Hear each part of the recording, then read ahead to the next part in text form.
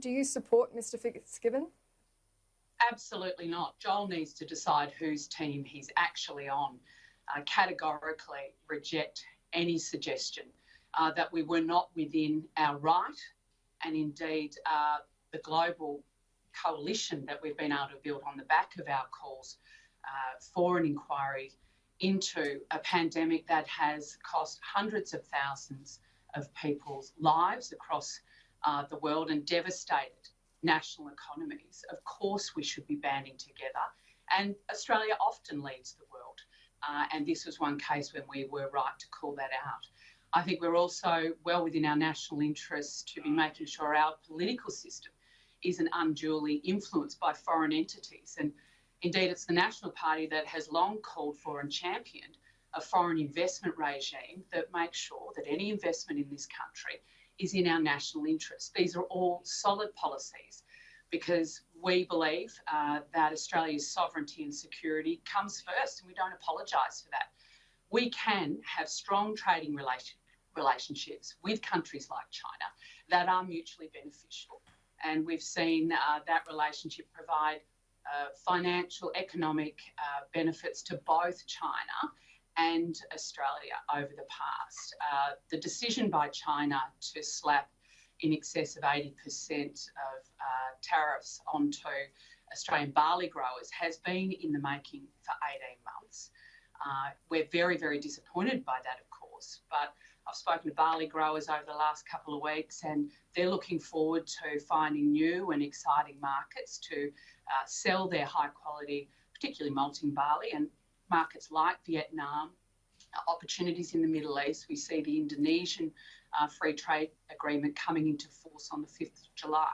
So helping our barley growers diversify actually is where we're focused. But Joel needs to get on board Team Australia, or is he backing other Labor entities such as Daniel Andrews by putting the Chinese interests above Australia? Joel Fitzgibbon does have a point, though, in that barley decision, you rightly point out, was in the works for 18 months, but the decision came down at a very contentious time. Since then, we've seen 4 abattoirs have their licences under review for sending meat to China. Now it looks like coal and iron ore are under scrutiny as well, and that's really disproportionately affecting regional Australia. This does come at a cost to regional Australia in pursuing this with China, and is that a cost that the regions should bear? Well, when I'm out and about in regional Australia, what I hear from constituents and farmers alike is that, of course, we've built a great, trading ability out in regional Australia with our mining and agricultural exports, but that shouldn't come at a cost of our national sovereignty. We can do both. We can have mutually respectful relationships with our trading partners. That's what trade is all about. That doesn't mean we should expect to be bullied by our trading partners. So I'm hopeful that we will find a resolution to, obviously, the meat processing issue and the barley over time. If we have to take the barley decision to the WTO, I'm very confident of our case, given that our farmers are amongst the most efficient in the world with a fabulous high quality product, and we're in no way dumping into the Chinese market. But Annalise, at the end of the day, we have to ask ourselves who comes first when it comes to decisions of government, and that needs to be the Australian people, and we don't back away from that at all. I'm confident that our decision's over. Since we've come to government, we've actually been able to negotiate a range of free trade agreements with Japan, with South Korea. We're developing a strong relationship with Vietnam. We've got Indonesia coming into force, Peru and the like. So I'm confident we're taking seriously the goal of diversifying the opportunities for Australian agricultural exporters, and that we'll be able to take advantage and assist any agricultural industry that's unduly affected find additional markets. But just on this issue of Joel Fitzgibbon's comments saying that we shouldn't be alienating China, that we're demonising them, you have David Littleproud calling for him to stand down, and then this morning Barnaby Joyce backing him in and saying that he agrees with the sentiment. Is there a split in the Nationals over this? Not at all. I think the National Party backs the productivity of our Australian growers. We need them to be producing. We want them to be exporting. We know that 1 in 5 jobs in this country is as a result of our status as a trading nation. We export in excess of 75% of what we grow. So it is very important that we have strong trading relationships. But again, when we think about things that may have influenced China's decision, they are all decisions, they are all things that we called for as a nation that are in our national interest. And that, at the end of the day, should be what we're pursuing. Things like making sure that we don't have undue foreign influence in our political system, making sure we've got a foreign investment regime that runs the ruler over any state-owned enterprise that's seeking to invest in our community. And it's the National Party that's really championed that. So they're the sorts of things that may have caused issue for China. Now, we don't apologise for that. We need to assist our growers to find markets. And I'm confident over time that our relationships will see our farmers have really productive markets for their product to get into. Would you support a ban on foreign investment in Australia?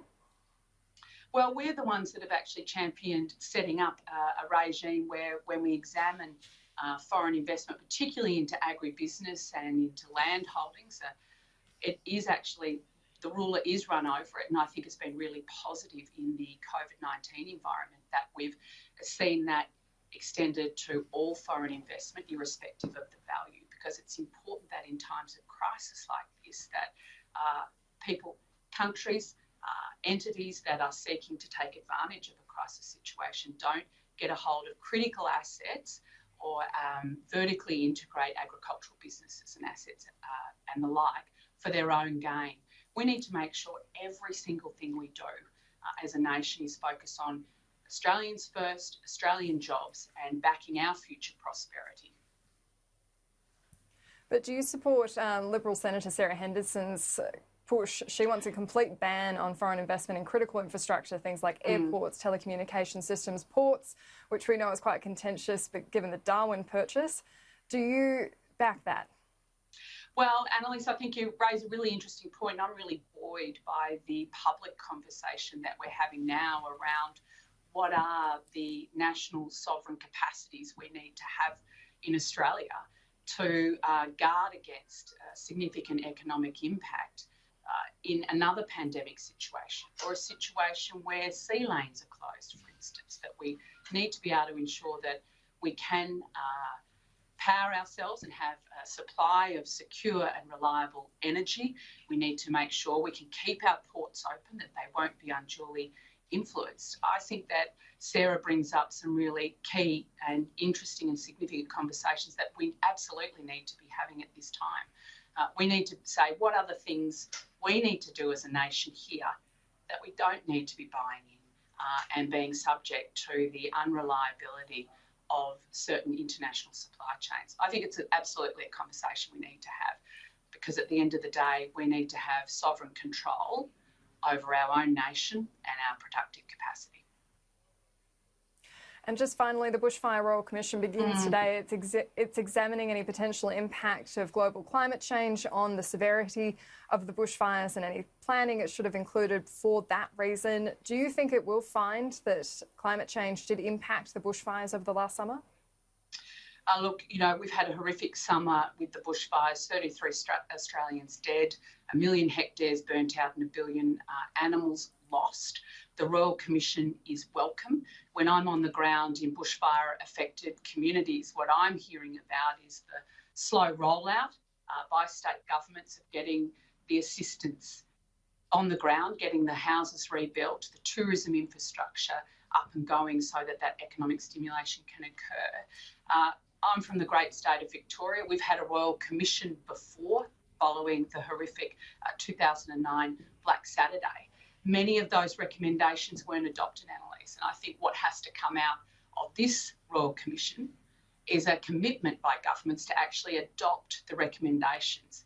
If you look at what the intensity and ferocity of the fires over summer, particularly what I hear about is the lack of prescribed burning, the excessive fuel load that was on forest floors, and the need to adopt Indigenous and prescribed burning practices into the future. So it's actually about practical land management, how we deal with the reality of the environment and the climatic conditions we find ourselves in. So I'd call on governments to make a commitment at the beginning of the Royal Commission to adopt the recommendations, because the cynicism out in bushfire affected communities that yet another inquiry, another review, another report without actual practical implementation following it just won't be good enough.